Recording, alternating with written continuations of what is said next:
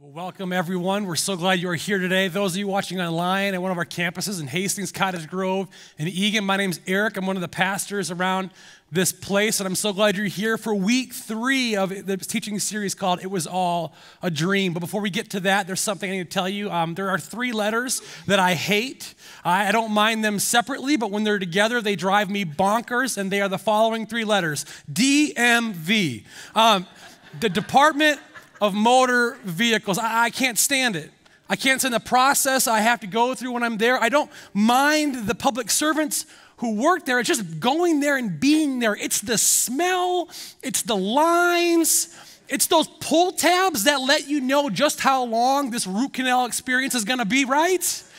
I hate it. In fact, recently I had to go to update my driver's license because I'm pretty sure if I would have waited any longer, I would have been ticketed if I was pulled over. And I went, and the experience was awful. In fact, my daughter Noe was with me this time, which you would think would cause me to act a little more mature, but it did not in this scenario. So there I was, and like I said, it was terrible. I filled out the wrong form 3 different times. I had to get in line, out of line, in line, and out of line too many times to even count. And it was obvious I was not the best version of myself in that moment. So as a fully matured 35-year-old man, in that moment, I started to throw a fit. I thought that'd be, the right thing to do. So I started whining and complaining. I think a few tears actually welled up in my eyes in that moment. And I wasn't right in that moment. I was completely frustrated because I was trapped somewhere I didn't want to be. And my frustration and anger started to well up to the point where I yelled out this following phrase: "Are you serious? I'd rather be in jail than be here."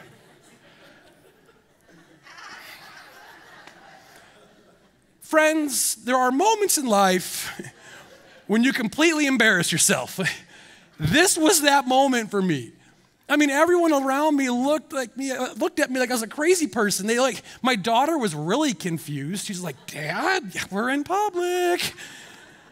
The other coworkers there kind of smirked and chuckled at my immaturity. And then there was one individual behind the desk.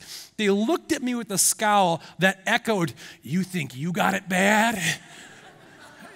And it was awful. It was just a terrible experience. And I'm here to tell you that this captive was eventually set free from the DMV dungeon, from the DMV prison. But what I've realized as I was praying and preparing this week is that I know that there are some of you across all of our campuses that right now in your situation, in your story, you feel trapped.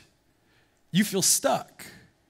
You feel like in your life right now there's no way out, that you feel suffocated. In fact, I think I would suggest to you that right now some of you actually feel like you're living in a prison, an emotional one, a relational one, maybe one at work,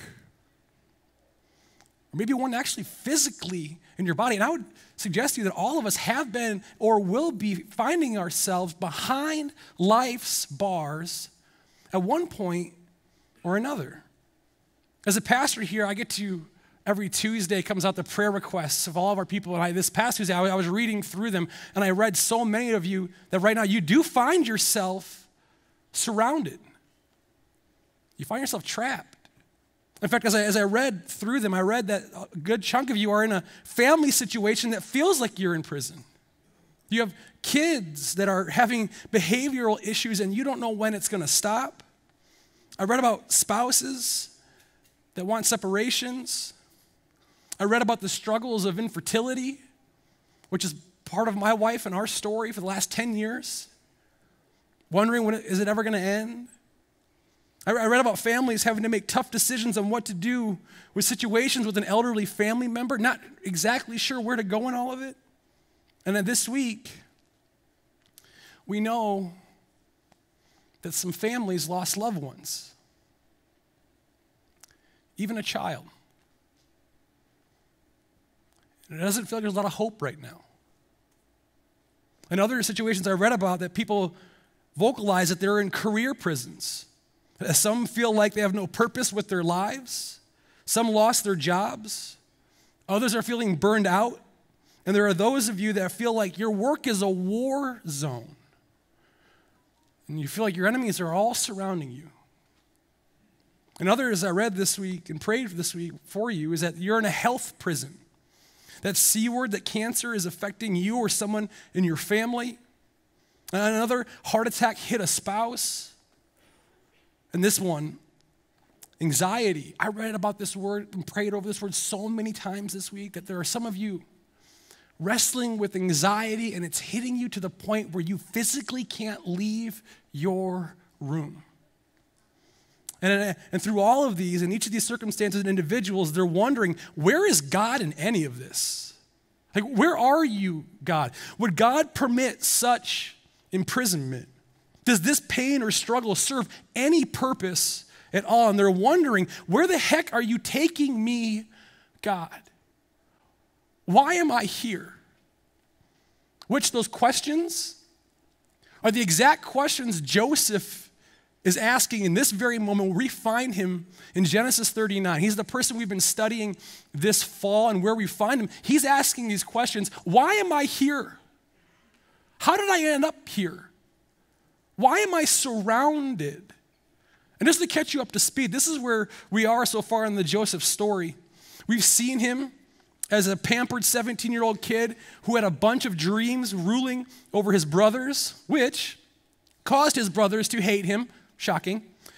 So as good brothers would do, they left him in a deep, empty well to die. But don't worry, some traders stumbled upon Joseph living in this one-star well and offered to purchase him. And so the brothers said, sure, take him. And after that, he ends up in Egypt, ends up working for Pharaoh, and he climbs the ranks, living in Egypt and working for Pharaoh. And then a guy named Potiphar comes along and acquires him. And he goes to work at Potiphar's house, and he's crushing it. He's killing it for Potiphar. He's doing a phenomenal job. And as any good story goes, all of a sudden, Joseph has some Bachelorette meets Jerry Springer level lady problems.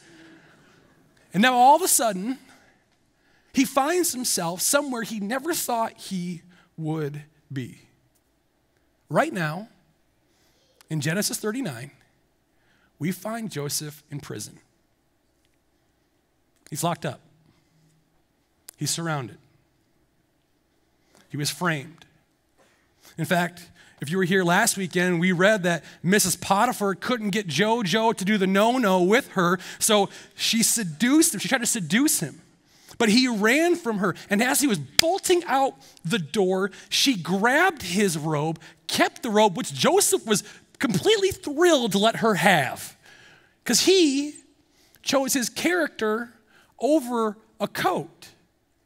In that moment, Joseph faithfully resisted temptation. He wasn't weakened by his situation, and he chose to protect his character over a cloak. I mean, this should mean we're all good, right? This is good. Not actually. Watch what happens next. We're recapping a little bit from last week. This is what happens next. This is Genesis 39, verse 16. She, Mrs. Potiphar, kept the cloak with her until her husband came home. Then she told him her story. Hey, that Hebrew slave you brought into our house tried to come in and fool around with me, she said. But when I screamed, he ran outside, leaving his cloak with me. Now let's see how the husband responds to these accusations. Potiphar was furious when he heard his wife's story about how Joseph had treated her. So he took Joseph and threw him into the prison where the king's prisoners were held, and there he remained. Joseph just refused to disobey God. He just said no to sin, and he had previously made Potiphar a ton of money and done his best to be a phenomenal leader. And how is he rewarded? By being falsely accused and thrown into prison. I mean, he did everything the right way, and now he's serving a prison sentence with no hope of parole. So my question is, when does that ever add up? I mean, if you're ascribing to those sorts of mathematics, I would ask you, show your work. Because that doesn't make any sense to me. Since when does living on the narrow path lead to falling off the cliff? Well, to answer that question, I would say to you, it happened 36 chapters earlier in Genesis chapter 3. Ever since Genesis chapter 3, this is something that you and I, we will all always deal with. That chapter documents the moment when evil entered the world. Disaster came when Lucifer, this fallen angel, Satan, showed up on the scene. And as long as he is around prowling like a roaring lion, he will wreak havoc on God's people. And he has in your life, in my life. And because of that, we find ourselves in seasons and situations wondering, where are you, God? Why am I surrounded? Why does it feel like this? I did everything the right way. I lived how you called me to live. And why do I find myself here? And if you're really good, God, you're making it really hard for me to see that part of you right now. And if you're ever someone that asks those questions, or if you know someone that's asking that right now, there's something I want to tell you. It's this. The season in which you find yourself may befuddle you, but it does not bewilder God. I'd love for you, if you want to write that down, that's something I'd love for you to think about this week and remember that the season you find yourself in may befuddle you. It may be confusing to you, but it does not bewilder God. He can and will use it for his purpose. I mean, this case in point is Joseph in prison. Because quite honestly, from an earthly point of view, the Egyptian jail was a tragic conclusion to Joseph's life. And at this moment, there's no way out. I mean, honestly, Satan could have chalked this one up as a victory for the bad guys. And all the plans to use Joseph ended with the slamming of that jail door. The devil, Satan, had Joseph right where he wanted him. But do you know what? So did God. Even though Joseph couldn't see it in this moment, God had him exactly where he wanted him. It's so amazing to me. We see in God's word, the psalmist actually recounts and remembers this very scene in Joseph's life here in Psalm 105:18. And he remembers it this way, that they bruised his feet, Joseph's feet, with fetters and placed his neck in an iron collar until the time came to fulfill his dreams. The Lord tested Joseph's character. As Joseph was sitting in the darkness of dashed dreams, you have to know it wasn't the end of his story. It was an interlude of maturing so that he could fulfill the dreams and plans that God had for his life. That even though it seemed it was the end of the road, it wasn't. It was a much needed detour. And we see this in time and time again in God's word, the Bible, that a test happens in our lives, and it's an external trial that you and I that go through that prepares our life and prepares our heart for God to use us. And you and I, we all go through and have been through these tests. I mean, every day God uses people and tests us through people, pains, and problems. I mean, if you just took a second to think about your week, I guarantee you would think and you would remember the way God tested you this week. The horrific traffic, the aching joints, the difficult coworker, the screaming kids, the insufficient finances. We all go through these tests and trials and tribulations. But if your perspective on your troubles, if they're nothing more than seeing them as hurts and hassles, you will grow bitter and you will grow angry, which I have branded as #brangry. You will go through that and you will become that. It's the natural course of things. But if you're willing to see your trials and tests to be used by God, the one who's in control of all things, to be used for his glory and for your maturity, then all of a sudden, the tiniest of troubles take on significance. And that's the difference. Your perspective, that's the difference between getting bitter and getting better. It comes down to our perspective, how I see things that God allows in my life. It comes down to the lens I choose to look through. Because what I see as a prison, God sees as an education. When I feel like I'm locked up, God is actually preparing me for something. That what I see as a setback, God actually sees as a set up. When you're wondering, why did I end up back here? God's like, no, I'm preparing you for something. That what I see as trying, God sees as training. And this is exactly what Joseph's going through in this moment. And to be honest with you, I know that it's not easy to have this perspective by any stretch of the imagination, but I believe your trials, your tests, and your tribulations are part of how God is growing and building your testimony. It's His way of maturing us, growing us, and preparing to use us. Which I love how Bible writer in the New Testament, James, the half-brother of Jesus, puts this. And this would be his encouragement to Joseph in this moment. He would say this, Joseph, for when your faith is tested, your endurance has a chance to grow, so let it grow. For when your endurance is fully developed, you will be strong in character and ready for anything. That when you're being tested, you're growing strong in character and preparing you to be ready for anything, which is exactly what Joseph needed in his life. He needed to be a little stronger in his character so he could be prepared for God to use him in any situation. Because as a boy, Joseph, he was prone to softness. And over the past few weeks, we've seen that his dad, he favored him, he indulged him, he even spoiled him. You see, Joseph, his pride and ego took center stage as he talked about the dreams and his grand ambitions. He was a bit too full of himself. I mean, even in Potiphar's house, Joseph was the big man on campus. He was the best looking, quickly promoted, and often noticed. Success came easily for Joseph, but so did his pride.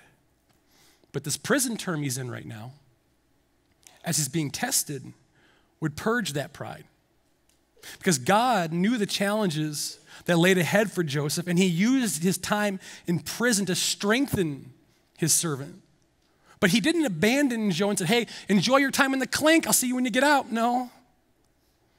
As we learned last week, he didn't abandon him. He didn't leave him locked up and surrounded. No, he was with him. This is what the verse says here in Genesis 39. But the Lord was with Joseph in prison and showed him his faithful love. Not only was he present with him, he reminded him of a love that never runs out and doesn't abandon him. And Joseph believes that this good and faithful God is with him in this moment.